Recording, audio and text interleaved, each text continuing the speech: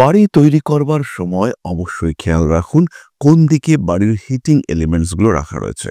বাড়ির রান্নাঘর কোন দিকে, বাড়ির কোন দিকে আপনি মাইক্রোওয়েভ ওভেন রাখবেন, বাড়ির কোন দিকে আপনার টি মেকারটা রাখা হবে, এই প্রত্যেকটি বিষয় খেয়াল রাখতে হবে। এবং কিছু ডিভাইস আছে যেগুলো কুলিং এবং হিটিং দুটোই একসঙ্গে করে, যেমন রেফ্রিজারেটর, ফ্রিজ কিন্তু তার ভেতরটা ঠান্ডা করলেও বাইরেটা গরম করে, ফলে ফ্রিজের ভেতরটা কুলিং এলিমেন্ট হলেও বাইরের দিকটা কিন্তু আপনার ঘরের জন্য হিটিং এলিমেন্ট হিসেবে ট্রিটেড হবে। ইলেকট্রিক লাইন করবার সময় খেয়াল রাখুন উত্তর পূর্ব দিকে যেন কোনো হিটিং এলিমেন্ট না থাকে।